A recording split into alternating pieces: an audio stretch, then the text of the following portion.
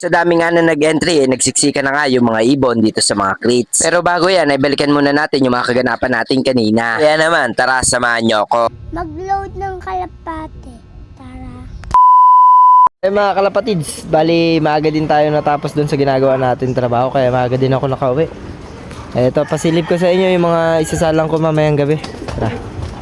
Bali, ito nga pala yung isasalang natin. Itong isang to, tapos ito, yung isang yan, iwawaybi natin. Tapos sama pa natin yung isa niya na kapatid. Ayan, all bird din natin. Balen, tatlong ibon nga din pala na yan yung ilalaro natin. Kaso nga lang ay naubusan na nga din pala ako ng patuka kanina umaga, kaya naman ngayon pala ako bibili. At dito nga sa mga oras nito, dito na nga din pala kami sa bilihan ng patuka. Bali kasama ko nga din pala yung bunso kong anak na napakaganda. Bili ka patoka? Bili po si Heart patoka. Mga kalapatids. At dahil nga sumapit na nga din pala ang gabi, bali alas 9 na nga din pala ng mga oras nito, kaya naman kinuha ko na nga din pala yung aking training box. So yung mga kalapatids, bali alas 9 na ng gabi, iloload na natin yung ibon natin.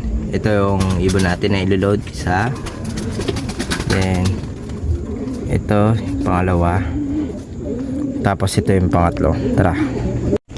So yung mga kalapatids, nailagay na natin dito sa training box natin yung mga ibon natin na panlaro. Ayan o, bali andyan na yung tatlo. Saan yung isa? Sa dulo eh. Ayun o. Kaya naman, pupunta na tayo sa loading area. Let's go! So yun guys, kasama natin yung Ellie Boy. Kasama natin pag-loading. Tara!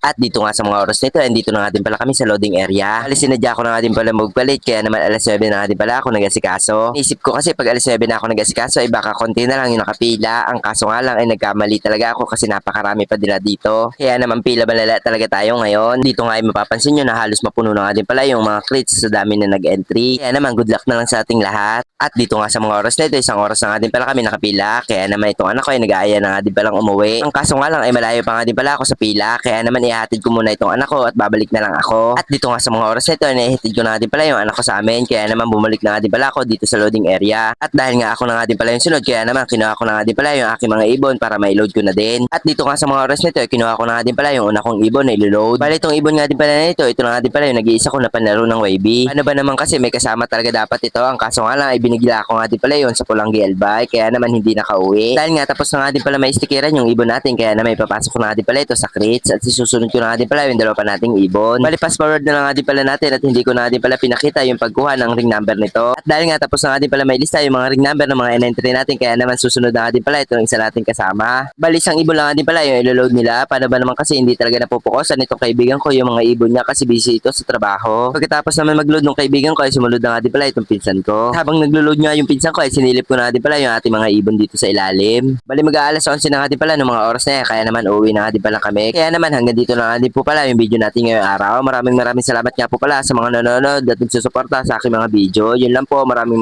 salamat po ulit. Bye bye!